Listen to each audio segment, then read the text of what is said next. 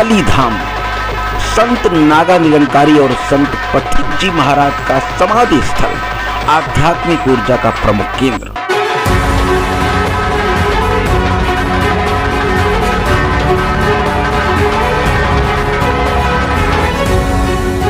नमस्कार, global news service Kanpur नगर, आप देख रहे हैं हमारा विशेष कार्यक्रम। आज हम आपको लिए चलते हैं कानपुर के पाली धाम, जो आस्था, श्रद्धा और आध्यात्मिक ऊर्जा का अद्भुत संगम है। जी हाँ, कानपुर नगर के रामादेवी चौराहे से लगभग 30 किलोमीटर दूर स्थित ग्राम पाली खुर्द में यह धाम संत श्री नागा निरंकारी महाराज का समाधि स्थल है। माना जाता है कि संत नागा निरंकारी ने गुरु नानक देव से दीक्षा ली थी और लगभग 416 वर्षों तक जीवित रहे। कार्तिक पूर्णिमा के दिन सन 1936 में उन्होंने भौतिक देह का परित्याग किया और उनकी भस्म को यहीं समाधि दी गई थी। तभी से यहाँ हर वर्ष महापरिनिर्वाण दिवस पर विशाल यज्ञ, संत सम्मेलन और 7 दिवसीय मेले का आयोजन होता है। पाली धाम के संचालक सचिन कुमार सिंह बताते हैं कि इनके बाबा की हत्या के बाद संत श्री पाली आए थे। उस समय इनके बाबा राम प्रताप सिंह ने संत जी की बड़ी सेवा की थी और तभी से संत जी का इनके घर आना जाना प्रारंभ हुआ। सचिन कुमार सिंह के घर का वो कक्ष और उसके अंदर पड़ा ये तखत, जिस पर संत नागा निरंकारी सदैव विश्राम किया करते थे। सचिन कुमार सिंह के अनुसार संत जी ने ग्राम बरईगढ़ में भी एक आश्रम बनाया था, जहां उन्होंने लंबे समय तक तप किया।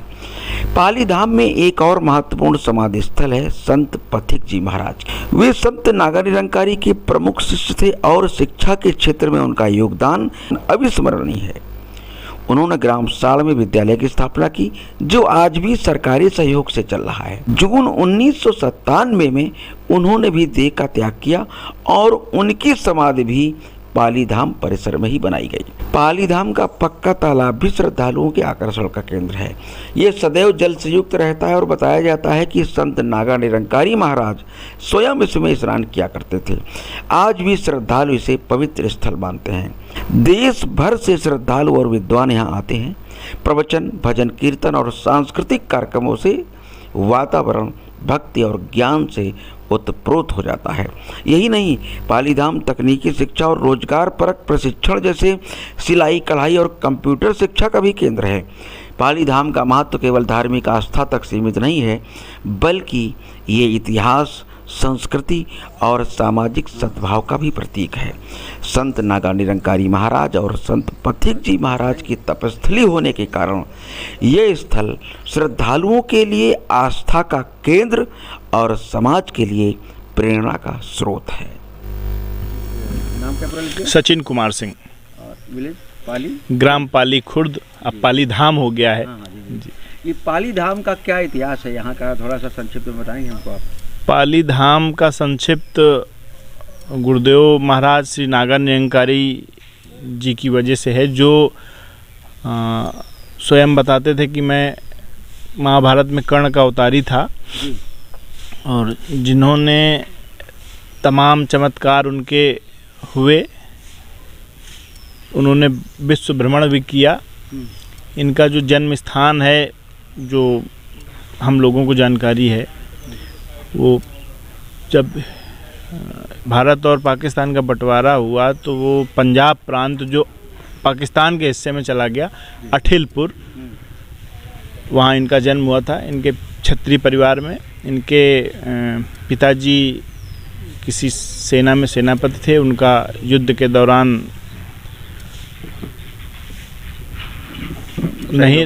शहीद हो गए। गुरुदेव महाराज जी की माता जी सती हुई और गुरुदेव महाराज जी की आयु जो है लगभग 5 वर्ष की थी। फिर वो भ्रमण करते रहे। गुरु नानक जी से उन्होंने गुरु दीक्षा ली और भ्रमण, अपना ध्यान साधना भ्रमण के दौरान वो लास्ट टाइम पाली आए। लगभग कितनी आयु में आए होंगे पाली?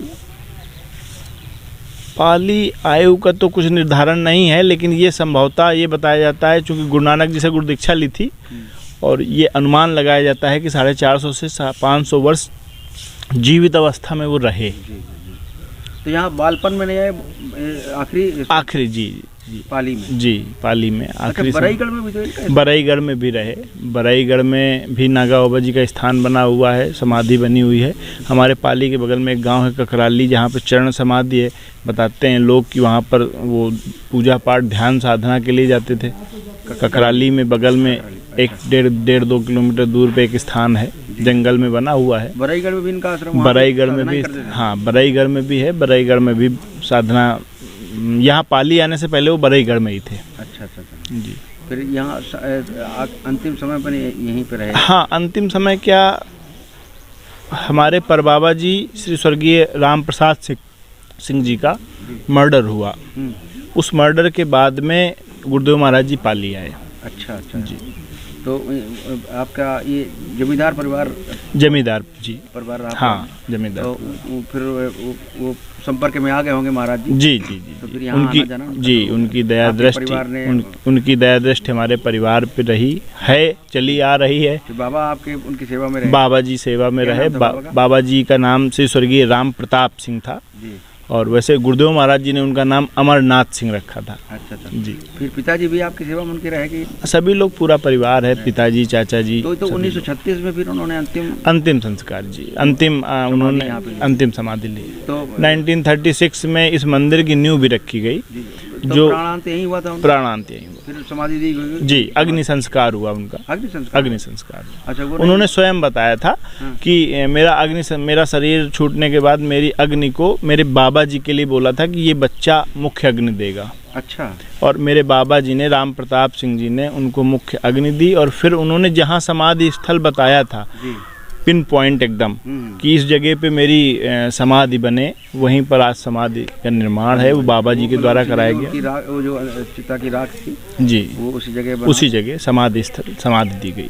फिर नीचे वो कर दिया गया होगा वहीं पे। हाँ, अब वहाँ पर क्या किया गया ये तो चूंकि मैं नहीं था, मैं नहीं बता सकता हूँ एकदम एक्चुअल।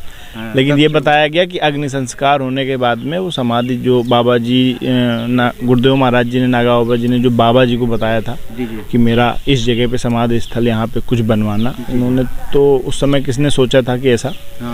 तो फिर बाबा जी ने ही फिर ये जो नक्शा मंदिर का है, ये भी बाबा जी के उस समय अपना उन्होंने बनाया स्वयं।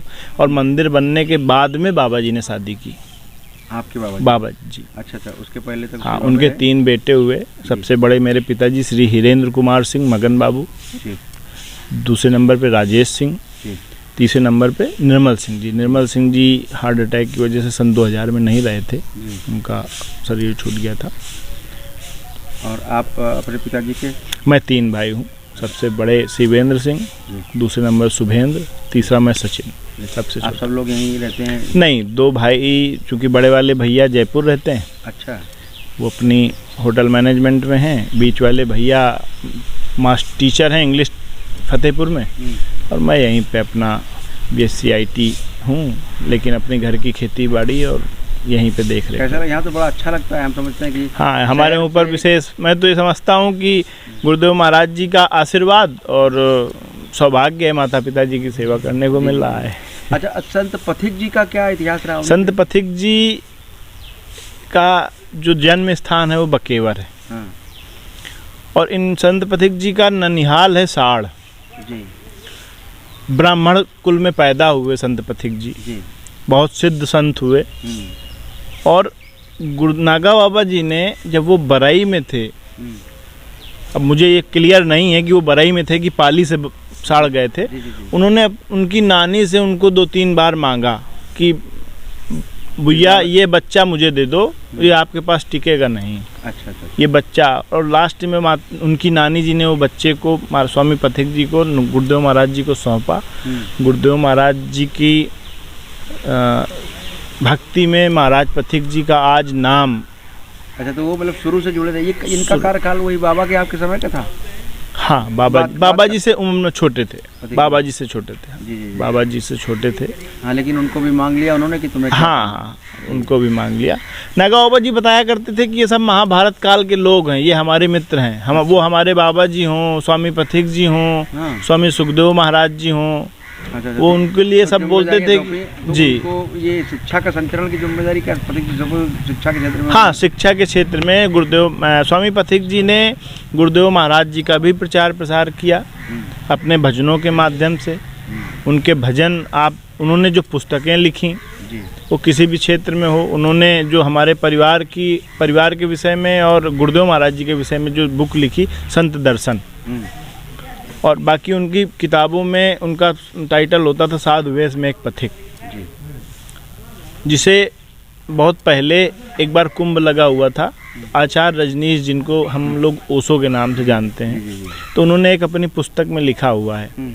उनकी तमाम पुस्तकें आती हैं, कुछ ओशो वर्ल्ड, ओशो टाइम्स, तो उसमें उन्होंने एक लेख लिखा था कि मैं ये टाइटल पथिक जी प्रारंभ बचपन से ही नागा बाबा के संपर्क में रहे, बचपन से ही ना, और उन्हीं के संरक्षण में पले बढ़े और पले बड़े, शिक्षा दीक्षा गुरु बाल ब्रह्मचारी थे जी जी बाल ब्रह्म उसी ढंग से। और एक लंबा उन्होंने तो काफ़ी शिक्षण क्षेत्र में काफ़ी काम किया उन्होंने। तो यहाँ से भी जुड़ा उसी समय से उनका हो गया होगा। हाँ बिल्कुल, उनका जो शिक्षण कार्यकाल रहा, स्थान रहा, वो पालीधाम रहा। अच्छा, यहाँ पे हमने अभी देखा काफ़ी कुछ शिक्षा के क्षेत्र में कुछ कार्यक्रम हो रहे हैं यहाँ पे। क्या क्या चलता है कार्यक्रम यहाँ? शिक्षा के क्षेत्र में यहाँ पर कंप्यूटर एजुकेशन सेंटर चलता है। अच्छा। कन्याओं को फ्री ऑफ कास्ट, उसका कोई पैसा नहीं दिया। और अभी निर्माणाधीन एक बिल्डिंग है स्वामी पथिक जी महाराज के पीछे, संत पथिक ध्यान साधना केंद्र बन रहा है, जहाँ पर लोग ध्यान केंद्र के लिए आएंगे, ध्यान लगाएंगे, जो भक्त जिनको जो लगाना। एक उधर टेलरिंग कॉलेज करके भी है। हाँ, वो जो महाराज पथिक जी की एक ट्रस्ट है, तो उसमें फ्री ऑफ कास्ट वो भी है। एक हैं दीदी अपनी यहीं पाली की, वो सिखाती हैं, और कोई बच्चों से उसमें भी कोई पैसा वैसा। तो ये आश्रम अभी ट्रस्ट के रूप में किस नाम से ट्रस्ट है? ये पूरा श्री नागा निरंकारी ट्रस्ट के नाम से ट्रस्ट है, और उसी के संरक्षण में सारा कार्यक्रम, उसी से लोग जुड़े हुए हैं जी। लगभग काफ़ी लोग। आपका चूँकि घर ही जुड़ा, आप तो बचपन से आप जुड़े हुए हैं। और तो ये मेला भी लगता है यहाँ पर? हाँ, कार्तिक पूर्णिमा में गुरुदेव महाराज जी की पुण्यतिथि मनाई जाती है। अच्छा। ये इस बार जो 2025 में मेला हुआ, ये 86वां था, 86वां वर्ष। ये मतलब हाँ, जब से गुरुदेव महाराज जी ने अपना पूर्णिमा ही थी वो, जिस दिन उन्होंने समाज जी महापरिनिर्वाण दिवस मनाया जाता है। ये बाबा जी के श्री स्वर्गीय राम प्रताप सिंह जी के द्वारा जो है इस मेले की स्थापना श्री गणेश हुआ, और ये तभी से लगातार हर वर्ष प्रत्येक वर्ष जो है लगता चला आ रहा है। और उसको हम लोग मेला कहते तो हैं मेला, लेकिन हमारे पाली क्षेत्र के गांव जो हैं अगल बगल जो भी गांव हैं, वो उसे एक मेला की तरीके नहीं, एक परंपरा कह लीजिए, या एक सनातनी त्यौहार की तरह मनाते हैं। कितने दिन चलता है ये? लगभग 7 से 10 दिन। तो उसमें कुछ एक मेला का प्रारूप, और क्या क्या उसमें कुछ कार्यक्रम? मेले के साथ साथ संत प्रवचन, संत आते हैं अगल बगल से, जो गुरुदेव महाराज जी की शाखा से निकले हुए संत हैं, या और भी जो संत हैं, जो हमारे आपके शंकराचार्य जी भी आते हैं सुमेरु पीठ के, और भी संत सभी आते हैं। इसके साथ में भंडारे लगते हैं, भंडारे चलते हैं, गरीबों को वस्त्र वितरण, कन्याओं की शादी के लिए जो भी अनुदान होता है, जो भी दे सकती है ट्रस्ट, और गरीबों को कपड़े, जूते, चप्पल। और सांस्कृतिक कार्यक्रम भी होते हैं? नहीं, ऐसा कोई कार्यक्रम मतलब ट्रस्ट महाराज पथिक जी, स्वामी पथिक जी से रिलेटेड कार्यक्रम होते हैं। बाकी हाँ, जीवन शैली जी जो भी है जी। तो उस ट्रस्ट से आपका परिवार तो प्रारंभ से जुड़ा होगा? हाँ। तो आप इस समय किस भूमिका में होते हैं? नहीं, मैं तो देखिए सेवक हूँ गुरुदेव महाराज जी का। नौकर कह लीजिए, सेवक कह लीजिए। हाँ, पापा जी हैं, पापा जी संरक्षक अध्यक्ष जी। अच्छा, वही है। और तो आय का स्रोत क्या है इस ट्रस्ट का? कहाँ से इसको कैसे मैनेज करते हैं? भक्तगण। अच्छा, भक्तों के माध्यम से सहयोग से दूर दूर तक तमाम सब जुड़े हुए हैं। और क्या एक एक लाइन में अगर कही जाए कि आप लोगों ने चूँकि बहुत बचपन से देखा है और इस स्थान को भी देखा है, आपके पूर्वजों ने देखा, तो एक जैसे नहीं कि एक जुड़ाव का कोई ना कोई माध्यम बनता है, कोई खिंचाव का एक माध्यम बनता है, तो वो क्या खिंचाव है इस स्थान पर या उन संत में जिसकी वजह से लोग खींचे चले जाते हैं? देखिए, हम लोगों का परिवार ही गुरुदेव महाराज के आशीर्वाद से आगे चला जी। तो आपको यहाँ पे आने वाला हर भक्त बताएगा जी। जो आते हैं, हम लोग भी हो सकता है उस चीज़ को अनुभूत न कर पाते हों, चूँकि 24 घंटे यहाँ रह रहे हैं, लेकिन मैं इतना जानता हूँ कि वो सदैव 24 घंटे हम लोगों के साथ हैं और प्रत्येक व्यक्ति के साथ हैं जो उनसे लगाव रखता है। ईश्वर के लिए या आप कह दीजिए गार्जियन के लिए, माता पिता के लिए, बच्चे जो है, कोई बच्चा ये कह दे कि मेरे ऊपर ज़्यादा है या किसी के ऊपर कम है, तो ये तो छोटी बात होगी। मेरे समझ से गुरुदेव महाराज जी का आशीर्वाद। अभी एक हालिया मैं बताता हूँ, 2 दिन पहले बारिश हुई है और ओले गिरे हैं, हर क्षेत्र में ओले गिरे हैं। कानपुर नगर में आप भी रहते हैं, वहाँ पे भी ओला गिरा, सब जगह गिरे। गुरुदेव महाराज जी की कृपा है, इस क्षेत्र में एक भी ओला नहीं गिरा। अच्छा, एक भी ओला। मैं, और ये क्षेत्र मानता है, मैं नहीं मानता हूँ, ये क्षेत्र मानता नहीं, ऐसा नहीं है, होता है जो प्रकृति है वो करेगी। बारिश हमारे यहाँ हुई है, बारिश की भी मात्रा कम है और ओला नहीं गिरा, जिससे नुकसान हो जाए, नुकसान से बचाने की, नुकसान से जी। तो हमारा नहीं, ये तो हमारा हृदय है। हमारे क्षेत्र के लोग भी ये मानते हैं कि नागा बाबा जी की देन है कि हम लोग बच गए। बाकी प्रकृति है, प्रकृति से तो कोई खिलवाड़ और कोई कुछ कह ही नहीं सकता, लेकिन ईश्वर है, बचाता है। और क्या आगे ट्रस्ट क्या प्लानिंग बना रहा है इस आश्रम को, इस जगह को लेकर के? ट्रस्ट सदैव यहाँ के लोगों की, क्षेत्र के लोगों की भलाई की काम करता है जी। वो किसी भी तरीके से हो, गरीबों की उत्थान के लिए, गरीब बच्चों के, गरीब कन्याओं के, गरीब बच्चों की पढ़ाई लिखाई से संबंधित, इस क्षेत्र के विकास से संबंधित। पाली क्षेत्र आज जाना जा रहा है, आपने रोडें देखी होंगी पाली क्षेत्र की। पाली क्षेत्र में बिजली आज से नहीं, 90 के दशक से आ गई। पाली की रोड 90 के दशक से आ गई। इसके पीछे मैं तो ये मानता हूँ कि गुरुदेव महाराज जी और गुरुदेव महाराज जी के भक्त एक बड़े नेता हुए कानपुर में, हरिकिशन श्रीवास्तव जी, बाबू जी। उनका परिवार भी शुरू से नागा बाबा जी का भक्त था और उन्होंने जो कर सकते थे वो किया, अपने का उन्होंने किया। और बड़ा पीसफुल जगह है एकदम, बिल्कुल शांति, और एक मंदिर जैसा बना, लेकिन मंदिर जैसा कुछ उस तरह का नहीं जैसा आजकल होता है। ये सबसे अहम बात है यहाँ पर देखने को मिली। और कोई उस तरह की भी नहीं कि कोई वहाँ पुजारी बैठा हो, और बैठा कुछ नहीं, आराम से आप आइए, दर्शन करिए, स्वयं आइए, आपके भगवान है, आप अपनी पूजा करिए, कोई बीच का माध्यम नहीं है। ये सबसे अहम बात है। और जो ये हमें लगता है 100 में से शायद यही एक जगह होगी जहाँ ऐसा हो, बाकी 99 जगह देखने को नहीं मिलता है। ये सब चीज़ें कहीं ना कहीं कोई ना कोई ऐसा माध्यम बीच में पर्दा डाल के लोग कोशिश करते हैं उसको बनाने के लिए। तो और क्या संदेश देंगे आप इस आश्रम की तरफ से समाज को, लोगों को? सबके ऊपर गुरुदेव महाराज जी की कृपा रहे और सभी लोग जो है गुरुदेव महाराज जी की पूजन भजन करें, सभी लोग स्वस्थ रहें, मस्त रहें। यहाँ निरंतर कुछ लोग रहते हैं और महात्मा लोग हाँ आते जाते रहते हैं यहाँ पे, कानपुर से भी और बाहर से भी। अभी कल ही पूरे भारत से लोग आते हैं, पूरे भारत से, जहाँ तक। तो ये तो पथिक जी के पहले से भी उनका अपना प्रताप खुद का रहा। हाँ, खुद का भी प्रताप रहा। गुरुदेव महाराज जी के भक्त रहे, उसमें महाराज पथिक जी भी शिष्य हैं, तमाम और शिष्य हुए। फिर इनके शिष्यों की एक श्रृंखला चली, महाराज पथिक जी के शिष्य हुए, सुखदेव बाबा जी के शिष्य हुए, आज अविनाशी जी हैं उनके शिष्य हैं, देवल बाबा जी हैं उनके शिष्य हैं, और आपके साक्षी चेता जी हैं उनके शिष्य हैं। तो वो परंपरा तो देखिए सनातन धर्म है, उसकी तो कोई सीमा नहीं है। अच्छा, वो जब वो होता है मेला का जब कार्यक्रम होता है, आपका परिवार भी इकट्ठा होता होगा, जो सब लोग बाहर? हाँ जी, बिल्कुल, सभी लोग आते हैं। हमारा परिवार ही नहीं, इस क्षेत्र के हर गांव के हर घर में रिश्तेदार आता है। मैंने बताया ना कि वो मेला नहीं है, वो एक त्यौहार है। यहाँ आने का रास्ता कहाँ से, जैसे कोई आना चाहे बाहर का? यहाँ आने का रास्ता अगर वो कानपुर से आ रहा है तो रामा देवी से पाली के लिए साधन उपलब्ध हैं। पाली होके चकेरी, छतमरा, गौरिया होके वो पाली आ जाए। अगर वो प्रयागराज से आ रहा है तो नरवल मोड़ से उसको अपने साधन से आना पड़ेगा।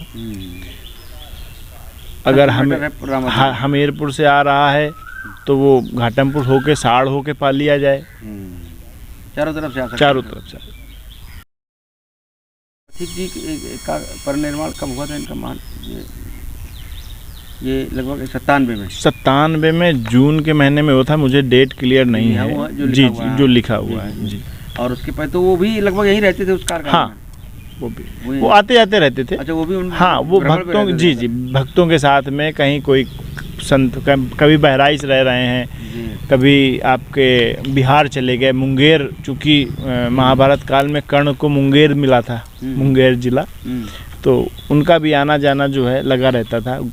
वहाँ जी लखनऊ है, तो इस तरह की जगह जगह कुछ ना कुछ आश्रम बनाए सब लोग, वहाँ हर जगह बने, संचालन चल रहा है जी।